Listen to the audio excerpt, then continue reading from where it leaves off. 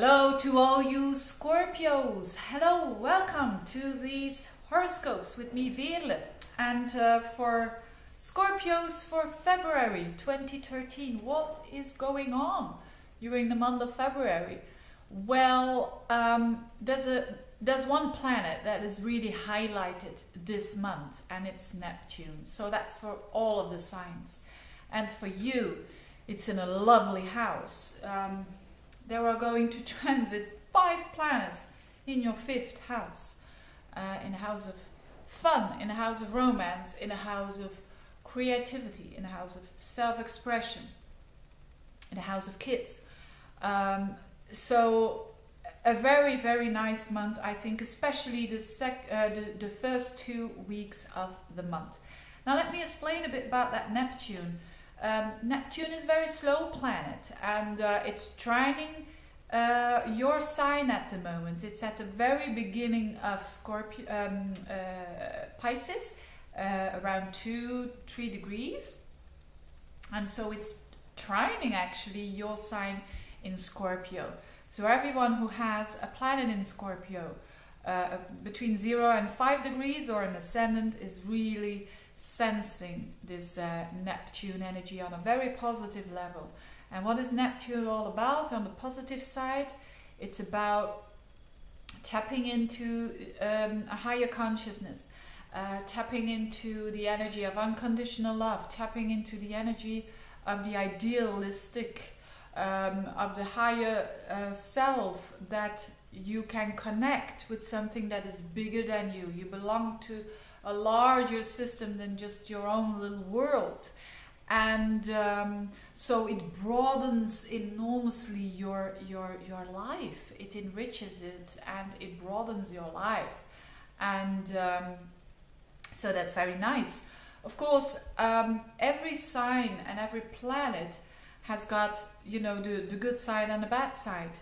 I'm not going to explain too much about the bad side. Why? Not because I don't want to see it. On the contrary, I always want to see the bad side, because I also have planets in Scorpio, and they are very much into the whole, you know, the good and the bad. But it's simply because another configuration is going to be very supportive for what is going on with the Pisces planets in Pisces during the month. So that is a testimony that it will probably go the good way. You know, there's big chance. The negative side of Neptune is the side of confusion, the side of being deceived, the side of not knowing where you're heading at. So for you in the 5th house, it's really not knowing what you want from a heart level. Or it's confusion when it comes to romantic, you know, relationships. It's total confusion, but and losing yourself. But again, I don't think that's going to happen. Why? Because there is this nice configuration with Mars in that sign. I will talk about that in a minute.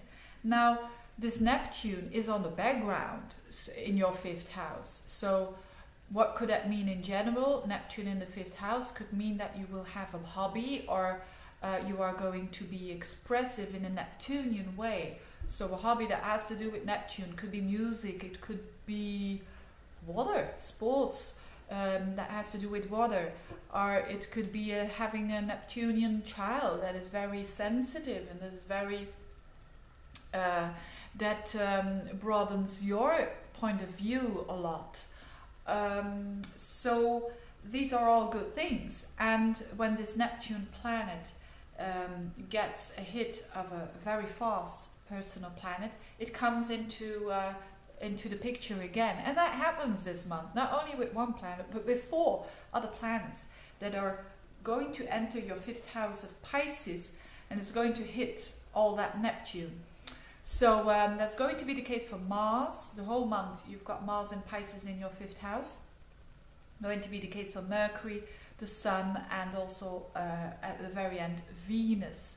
So all these planets are going to be making a stellium in your 5th house. Now, I think that's really cool, really good. Not cool, on the contrary. First of all, let's talk about Mars there in that 5th house. So if you want your own business to start, your own project to start, children, it's the moment, especially the 2 first weeks of the month, because then all the planets go forward. And so it's a good time to spend time on fun, to spend time on romance, to spend time on going out, doing some stuff like going to the movies or any other cultural thing, or it doesn't have to be cultural, but going out for a dance, having a good restaurant, all these things. And even better when it is with the one that you have a lot of feelings for. And I know Scorpios do have deep feelings. But so this is all going on, and very much supported actually by Pluto and Saturn. These are very grounded planets, so they don't make you fly. I don't think that Scorpios do fly. I don't think I know one Scorpio or people who have an emphasis on Scorpio. And earth signs, they mostly don't fly. And but that doesn't mean to say that they don't go very deep and they feel on a deep level. So this Mars which is your ruler, so which you are in the 5th house at the moment, you're in February, and it's beautifully trining with Saturn in your sign, and it's beautifully sextiling Pluto in your 3rd house. So what does it mean? It means that all these probably deep feelings because you are a Scorpio, but all these feelings that you're having are very grounded as well. So it could be the case that, let's say that you are in a relationship, just has begun a new relationship, and you feel a bit wow, this is heading where, because this is so idealistic and this is so wonderful. Pluto and Saturn makes it very real, shows that, hey, this is happening to you and you are worth it, and you really are experiencing this. It's no dream. So Saturn in your sign shows that you are really being very realistic and being very with feet on the ground. And Pluto in the 3rd house means that your communication is very deep, and of course your connection is very deep. That also has to do with that 5th house, with opening your heart on a very broad Neptunian level, which is not always the case with Scorpios, because they tend to go very deep, but not necessarily very broad. And now it's really broadening your horizon. So you're not. So that's double, going into the depths and going into, the broad circle of vision. Then you've got it all. Then you've got, it all, I think. So if you are in the beginning of a relationship, you should feel that, yes, it is real. If you are having a relationship for a long time, you can really feel that there is more compassion in your relationship. You are doing things together again. You are, all those things that I just mentioned, the 5th house stuff. You can enjoy sexuality, and it's kind of, you are exploring again, and seeing your partner again in a very romantic, with a very romantic eye. For the ones who are single, this is really the time to meet someone. That's why you have to go out. You can't stay at home and wait for a girl or boy fall out of the sky. But with such an emphasis on your 5th house, that's where it all starts. The relationship starts not in the 7th house, it starts in the 5th house of romance and play and, the romantic feelings and the idealism. It's not necessarily bad, you are helped and supported by this very Saturn and Pluto. So you don't have to think that I'm going to lose myself, not at all. This is very idealism and realism coming together. So that could be the one that you are going to meet during this month. So it's very much possible.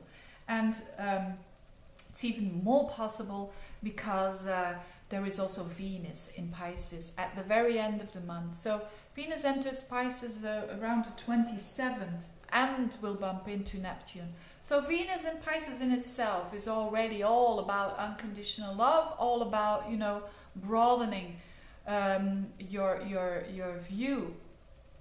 And even in conjuncting Neptune, it's another emphasis on this, you know, this compassionate side of Venus. It's a very beautiful and nice Venus, and it's amazing if you can really tap into it, and if you will meet someone, it will be very much, you know, on a very beautiful divine level almost. You know, don't we want that all? You know, you Scorpios, you have the opportunity that, you know, it's all happening there in that 5th house.